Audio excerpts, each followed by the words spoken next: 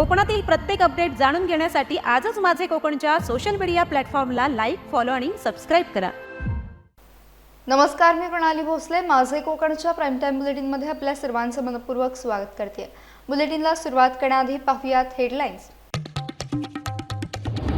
रानबाजिरे धरण 100% भरले. मुसळधार पावसाने धरण ओव्हरफ्लो. प्रशासन अलर्ट मोडवर.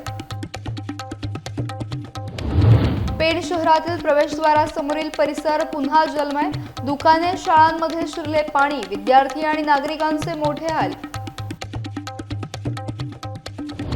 घाट परिसरात मुसळधार पावसाचा अंदाज. 4 ते 6 जुलै दरम्यान सतर्कतेचा इशारा. प्रवासात अडथळ्यांची शक्यता. खेडखोपी धामणद मार्गावर मोठे भूस्खलन. कासई शिंदेवाडी येथे दरड कोसळून वाहतूक ठप्प. रस्त्याचा काही भाग खचला. आणि राजापूर तालुक्यात प्रस्तावित अप्पर तहसीलदार कार्यालय पाचलमध्येच व्हावे. पाचलला स्थानिकांची पहिली पसंती. पाहूया सविस्तर वृत्त. रायगड जिल्ह्यात गेल्या 2 दिवसांपासून मुसळधार पावसाचा जोर कायम असून हवामान खात्यानं देखील अतिवृष्टीचा इशारा दिलाय. या पार्श्वभूमीवर प्रशासन अलर्ट मोडवर असून पोलादपूर तालुक्यातील महत्त्वाचे समजले जाणारे महाड MIDCने बांधलेले रानबाजिरे धरण 100% भरून ओव्हरफ्लो झाले आहे. दरम्यान धरण ओव्हरफ्लो झाल्यामुळे सावित्री नदीच्या पाणी पातळीत देखील वाढ झाली आहे. जिल्ह्यात पावसाचा जोर कायम असल्याने परिस्थितीवर प्रशासनाकडून लक्ष ठेवण्यात येत आहे. या संदर्भातील हा विशेष आढावा घेतलाय आमचे प्रतिनिधी देवेंद्र दरेकर यांनी.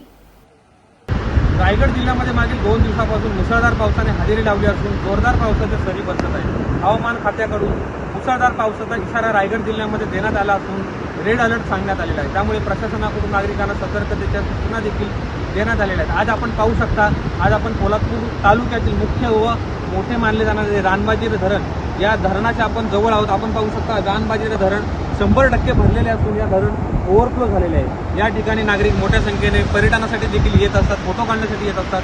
रानबाजिरे धरण ओव्हरफ्लो झाल्यामुळे पोलादपूर येथून वाहणारी मुख्य सावित्री नदीचे पाणी पातळीमध्ये देखील मोठ्या प्रमाणामध्ये वाढ झाली असून पावसाचा जोर वाढत राहिला तर मोठ्या प्रमाणामध्ये नदीने इशारा पातळी, धोक्याची पातळी ओलांडण्याची शक्यता वर्तवली जाते. देवेंद्र दरेकर, रायगड. रायगड जिल्ह्यात गेल्या 3 दिवसांपासून मुसळधार पावसाचा जोर कायम असून आज जिल्ह्यासाठी रेड अलर्ट जारी करण्यात आलाय. सततच्या पावसामुळे जिल्ह्यातील नद्या आणि नाले तुडुंब भरून वाहत असून अनेक ठिकाणी पाण्याची पातळी वाढताना दिसते. प्रशासनाने परिस्थितीवर बारकाईने लक्ष ठेवले असून नागरिकांनी आवश्यक ती खबरदारी घ्यावी असे आवाहन करण्यात आले आहे. जिल्ह्यातील प्रमुख नद्या दुथडी भरून वाहत असल्याने पावसाचा जोर असाच कायम राहिल्यास नदीच्या पाणी पातळीत आणखी वाढ होण्याची शक्यता व्यक्त करण्यात येत आहे. त्यामुळे नदीकाठच्या परिसरातील नागरिकांनी सतर्क राहावे आणि प्रशासनाच्या सूचनांचे पालन करावे असे आवाहन करण्यात आले आहे. रायगड जिल्ह्यामध्ये मागील 2 दिवसापासून मुसळधार पावसाने हजेरी लावली असून पावसाच्या जोरदार सरी बरसत आहेत. आज देखील प्रशासनाकडून नागरिकांना रेड अलर्ट सांगण्यात आला असून रेड अलर्ट सांगण्यात आले असून त्याप्रमाणे रायगड जिल्ह्यामध्ये सकाळपासून पावसाचा जोर वाढलेला आहे. पोलादपूर तालुका, महाड तालुका त्यासह रायगड जिल्ह्यामध्ये पावसाच्या जोरदार सरी बरसत आहे. सावित्री नदी, काळ नदी, त्याचबरोबर रायगड जिल्ह्यातील इतर उपनद्या, त्याचबरोबर मोठ्या मुख्य नद्या या दुथडी भरून वाहत आहेत. पोलादपूर येथील सावित्री नदीला देखील मोठ्या प्रमाणामध्ये पाणी वाहू लागले असून पावसाचा जोर वाढत राहिला तर नदीला पूर येण्याची शक्यता वर्तवली जात आहे. त्यामुळे प्रशासनाकडून नागरिकांना सतर्क राहून काळजी घेण्याचे आवाहन करण्यात आले. देवेंद्र दरेकर, रायगड. मुसळधार पावसामुळे पेण शहरातील प्रवेशद्वारासमोरील परिसर पुन्हा एकदा जलमय झाला असून दरवर्षीची समस्या यंदाही समोर आली आहे. रामवाडी ST वर्कशॉप परिसर, विक्रम स्टेड, उर्दू शाळा, म्हाडा कॉलनी तसेच विना हॉटेल शेजारी मोठ्या प्रमाणात पाणी साचले असून काही दुकानांमध्ये गटाराचे पाणी शिरल्याची घटना घडली आहे. बाजार समिती परिसरात गटारांची व्यवस्था नसल्याने पाण्याचा निचरा होत नसून म्हाडा कॉलनीचा रस्ता पूर्णपणे पाण्याखाली गेलाय.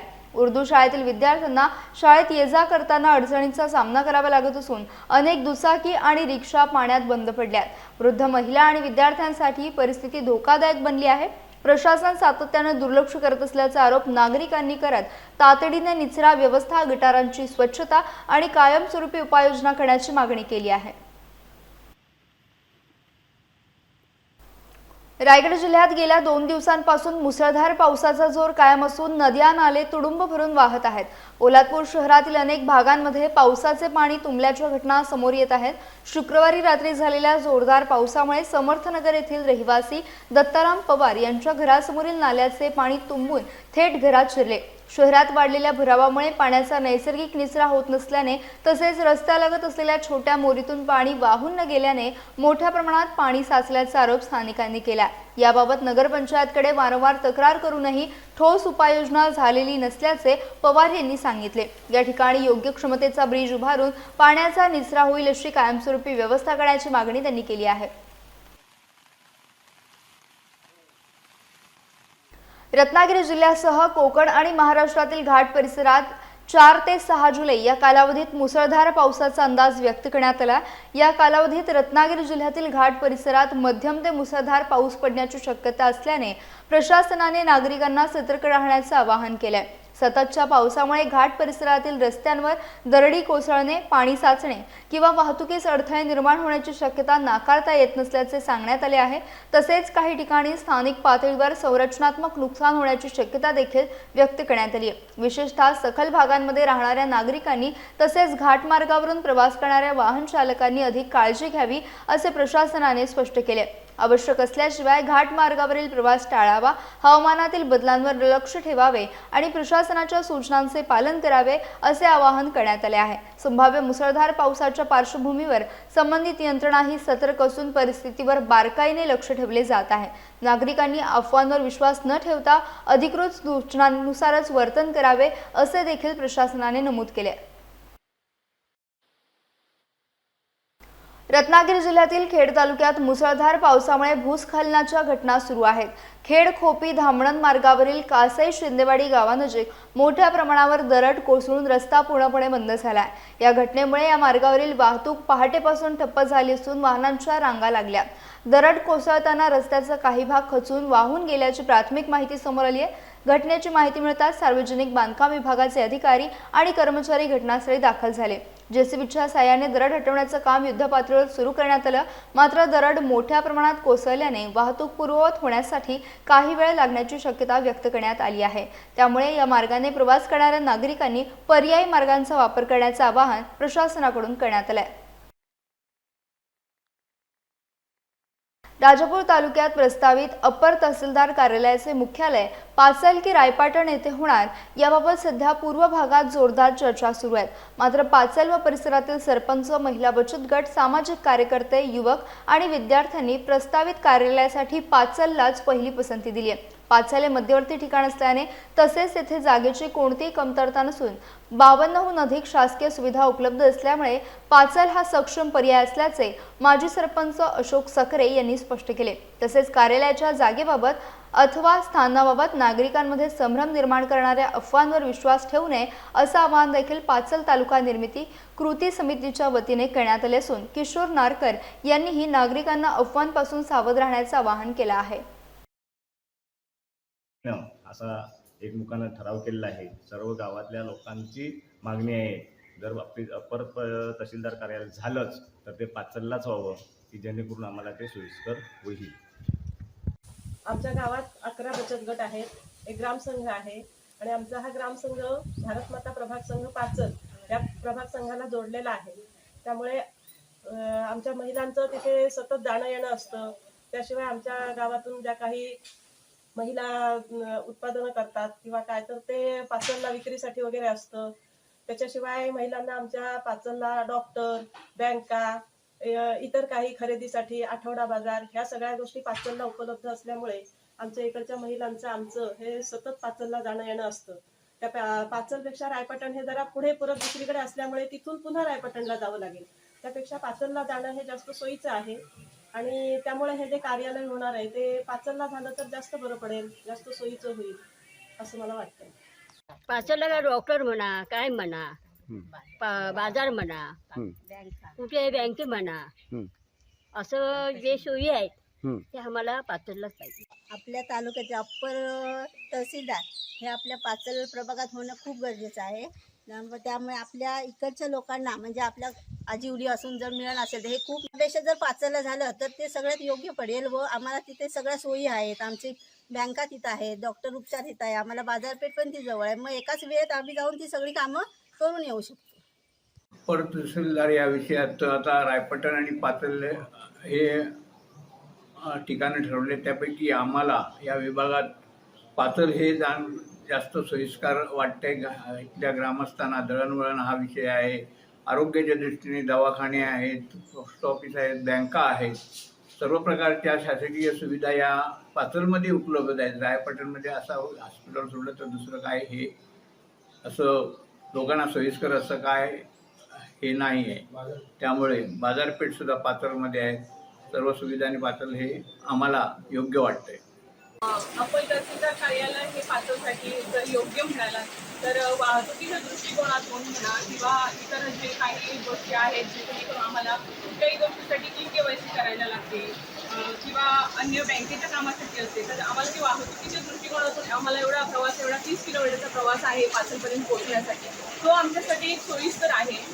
जर दुसरं गाव किंवा दुसरं शहर जर आम्हाला यासाठी म्हणाला की अप्पर तहसीलदार कार्यालय आम्हाला त्या ठिकाणी पाहिजे तर आम्हाला ते सोयीस्कर होणार नाही. कारण पातळ प्रवासाचा एक टप्पा आणि त्यानंतर आम्हाला दुसरा टप्पा महिलांसाठी म्हणा एसटीच्या माध्यमातून द्यावा लागतो तर ते आम्हाला शक्य होणार नाही. म्हणून अप्पर तहसीलदार कार्यालय पातळला व्हावं ही आमची सर्वांची इच्छा.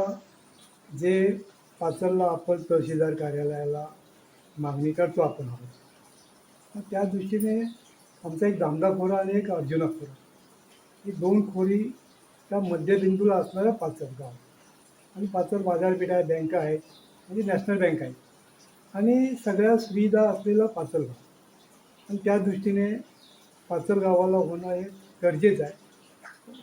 धान्य गोडाऊन आहे, अनायशीचे जे गोडाऊन आहे किंवा बाबा नवीन बांधायची वेळ येणार नाही. तसंच वाहतुकीच्या दृष्टीने आजुलीपासून पाचलपर्यंत डायरेक्ट गाडी आहे, काजिड्यापासून आहे आणि तिकडून येरडव पांगरी करतपासून पण गाड्या येतात. आणि पाचल आणि रायपटणमध्ये तुलना म्हणजे काय तर की रायपटण जाताना जर पुन्हा रिक्षाने जावं लागेल, पाचलला माणसाला त्रासदायक होणार नाही. म्हणून पाचल हे अपर तहसीलदार कार्यालय होणं गरजेचं आहे. पाचल गावात अप्पर तहसीलदार कार्यालय का हवं ह्याचं कारण असं आहे की पाचल ठिकाणी सर्व सुविधा आपल्याला आहेत, डॉक्टर आहेत. आज कोणताही आजार असू दे त्याच्यासाठी रायपटण किंवा असे आहे नाही आम्ही म्हणत नाहीये, पण पाचल ठिकाणी लवकर पोहोचता येतं. तिथे डॉक्टरांच्या सुखसोयी चांगल्या आहेत, डॉक्टरांकडनं लगेच उपचार होऊ शकतो. परत दुसरं बँकिंग आहे, म्हणजे आज किती झालं तरी बँकेत हे पाचलला जाणं भागच आहे आपल्याला. पाचल आहे, बँकेत झाल्या की शिक्षणासाठी पण आज मुलांचं कॉलेज 12वी पर्यंत कॉलेज अशी सुविधा आहेत. या सगळ्या दृष्टीने आम्ही पाचल हे बाजारपेठ आहेत, म्हणजे ह्या दृष्टीने आम्हाला पाचल हे गाव मान्य आहे. अप्पर तहसीलदार कार्यालय पाचल की रायपटण असा एक विषय असताना आमच्या मुरगावाच्या वतीनं आम्ही सर्व महिला मंडळ असं आमच्या सगळ्यांचं असं मत आहे की पाचल या ठिकाणी पाचल अप्पर तहसीलदार कार्यालय व्हावं. कारण जेणेकरून आम्हाला आमच्या रोजच्या नियमित गरजा आणि दळणवळण आणि खरेदीसाठी आम्हाला नेहमीच पाचल या ठिकाणी जावं लागतं. ते सोयीस्कर पडतं आम्हाला. शाळा असेल, कॉलेजेस असेल, डॉक्टर्स असतील किंवा आणखी काही खरेदी करायची असेल किंवा बँकेत आमच्याकडे जी बँक सुविधा आहे त्या बँकेची सुविधा पण पाचल या ठिकाणी आहेत. त्यामुळं आम्हाला सर्वांना असं वाटतंय की पाचल या ठिकाणी अप्पर तहसीलदार कार्यालय व्हावं. आमच्या पूर्व भागासाठी पाचल हे मध्यवर्ती ठिकाण आहे आणि त्यामुळे आमचे नित्याचे जे उपक्रम आहेत किंवा व्यवहार जे आहेत हे पाचलशी निगडीत आहेत. आणि पाचल पूर्वापार अतिशय सगळ्यांनाच फायदेशीर असं ठिकाण आहे, मध्यवर्ती ठिकाण असल्यामुळं. आणि सगळे व्यवहार तहसील सर्कल ऑफिस असेल, MSCB ऑफिस असेल, मुख्य म्हणजे आठवडी बाजार असेल आणि इतर साहित्याचा खरेदी विक्रीचे सगळे व्यवहार जे आहेत ते पाचलमध्येच होत असतात. आणि आम्हाला पूर्व व्यवहारासाठी तरी सर्व दृष्टीनं पाचल हेच मध्यवर्ती ठिकाण आहे. त्याचबरोबर पाचलमधून आम्हाला कोल्हापूरला जाणं असेल, रत्नागिरीकडे जाणं असेल किंवा आणखी सिंधुदुर्गाकडे जाणं असेल, हे आम्हाला त्या पद्धतीनं इतर ठिकाणावर येणाऱ्या लोकांना सुद्धा मध्यवर्ती ठिकाण आणि सगळ्या सुविधानं उपयुक्त असलेलं ठिकाण म्हणजे पाचल असल्यामुळं आमच्यासाठी पाचल हेच अप्पर तहसीलदार कार्यालय व्हावं ही आमची ठाम मागणी आहे, ती अपेक्षाही आहे. 40-45 गावातील एक सेंटर ठिकाण आहे. एक बऱ्याच वर्षापासून तो आमचा एक सेंटर पॉईंट बाजारपेठेचा राहिलेला आहे. आमच्या ग्रामीण भागामध्ये युवकांची संख्या कमी आहे. सगळे रोजगारासाठी शहराकडे गेले, तर इथल्या जी वयोवृद्धची सगळी माणसं आहेत, तर त्यांच्यासाठी आपण विचार केला पाहिजे. त्यांच्यासाठी सोयीस्कर असेल, सगळ्यासाठी सोयीस्कर असेल. पाचल्या ठिकाणी नॅशनलाइज बँक आहेत, तिथे इंटरनेट सुविधा खूप चांगल्या प्रकारे आहेत. तेवढ्या इंटरनेट सुविधा आपल्या रायपाडीला कदाचित मिळणार नाही, जेवढ्या पाचलमध्ये आहेत. शैक्षणिक व्यवस्था चांगली आहे, दवाखाने आहेत, शेती संबंधी बऱ्यापैकी तिकडे चांगली दुकानं आहेत, चांगलं मार्गदर्शन चांगल्या प्रकारे मिळतं. नॅशनलाइज बँका आहेत. इतर तिथपर्यंत पाचलपर्यंत पोहोचण्याचं दळणवळणाची साधनं आज आमच्यापर्यंत प्रत्येक गावातून खाजगी आणि सरकारी चलनं ही चालू आहे. त्यामुळे पाचल हे आमच्या दृष्टिकोनातून खूप सोयीस्कर आम्हाला ठरेल अशी आमची शासनाकडे मागणी राहील की पाचलला अपर तहसील कार्यालय व्हावं. कार्यालय पाचललाच व्हावं असं आम्हाला मनापासून वाटतं की पोस्ट ऑफिस, बँक, परत कॉलेज जवळ आहे, बाजारपेठ तिथेच आहे, लाईटीचं ऑफिस आहे, म्हणून अपर तहसीलदार कार्यालय पाचललाच व्हावं असं आम्हाला मनापासून वाटतं. सुधार कार्य पाचलवा ही आमची नम्रतेची विनंती आहे. का कारण आमची लहान मुलं शाळेत जातात, त्यामुळे एका कामात सर्व होऊ शकतं. तर कार्यालय हे आम्ही लोकांकडून खूप हे नाव खूप प्रसिद्ध झालं आहे आणि इतर लोकांकडून हे नाव खूप ऐकलं आहे. हे जर कार्यालय पाचलमध्ये झालं तर आम्हा विद्यार्थ्यांना खूप सोयीस्कर होईल. आमच्यासाठी ह्या नवीन योजना ज्या असतील त्या बाजारपेठात जर आल्या तर त्या आमच्या विद्यार्थ्यांसाठी खूप सोयीस्कर होईल. पर्यंत जाऊ शकतो एकट्या. आम्ही एकट्या पाचलपर्यंत जाऊ शकतो. आम्हाला डॉक्टर, भाजीपाला, दळण, बँक, कागदी सगळं आम्हाला गाडी इथून मिळते. ते नाही तर आम्हाला रायपाटणला जायला मिळत नाही. यापूर्वी आम्ही चालत जाऊन पाचल पर्यंतचा बाजार केलेला आहे. पण आता मी काठीन चालतोय.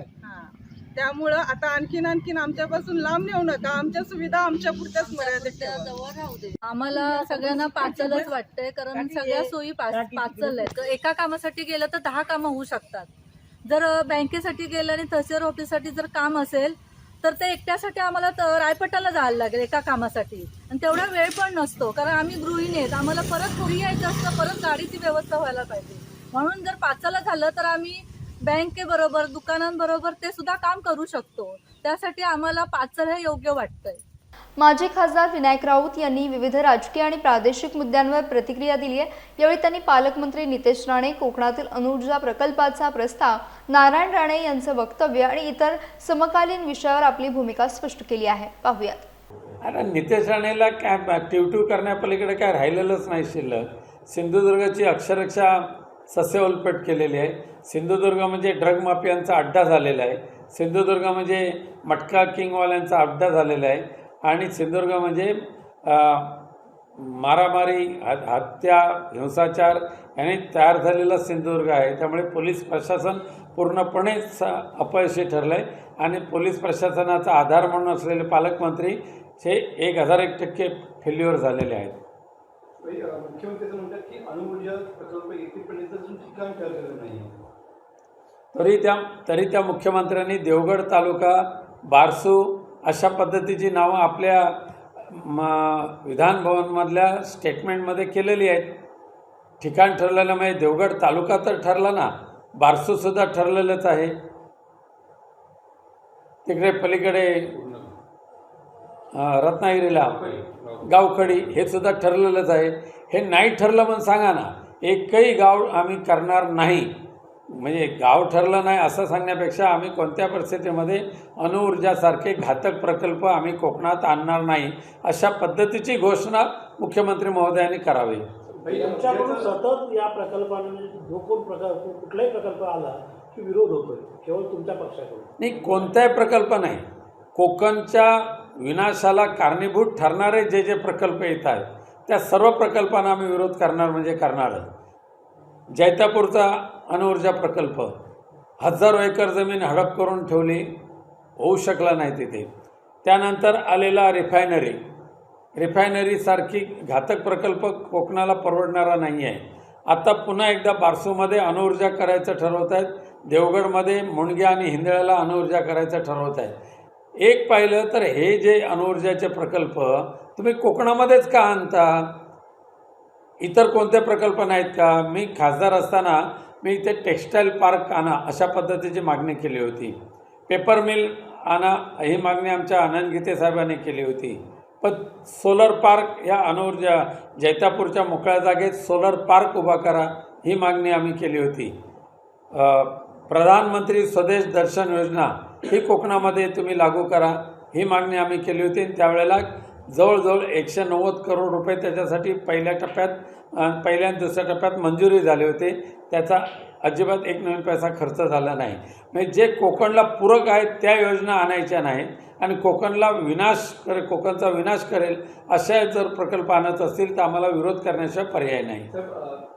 श्रीवर्धन तालुक्यातील बोर्ली पंचतन स्मशानभूमी परिसरातील डम्पिंग ग्राउंडच्या पाण्याने भरलेल्या खड्ड्यात अडकलेल्या मुक्या प्राण्यांची शुक्रवारी सायंकाळी ग्रामस्थांनी यशस्वी सुटका केली. मुसळधार पावसामुळे कचरा साठवणुकीच्या खड्ड्यात पाणी साचल्याने खाद्याच्या शोधात आलेली 3 जनावरे आणि काही कुत्री दलदलीत अडकली होती. हा प्रकार देवा पाटील यांच्या निदर्शनास येताच आम्ही बोर्लीकर या सोशल मीडियाच्या माध्यमातून मदतीचे आवाहन करण्यात आले. त्यानंतर वैभव कदम, अक्षय दिवेकर, संकेत पाटील, प्रदीप पांगारे, अंकेश कविलकर, श्रवण गायकर, प्रज्योत पांगारे, प्रथमेश धुमाळ यांच्यासह अनेक ग्रामस्थांनी घटनास्थळी धाव घेत वेळेत बचाव कार्य करत मुक्या प्राण्यांना जीवदान दिले. या घटनेमुळे स्मशानभूमी परिसरातील डम्पिंग ग्राउंडच्या समस्येकडे पुन्हा एकदा लक्ष वेधलं गेलंय.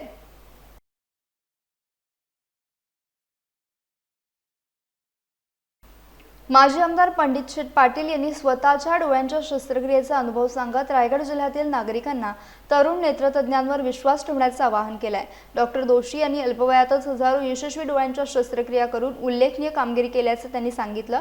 स्वतःसह आपल्या कुटुंबातील अनेक सदस्यांवर देखील यशस्वी उपचार झाल्याने त्यांच्यावरील विश्वास अधिक दृढ झाल्याचं त्यांनी स्पष्ट केलं.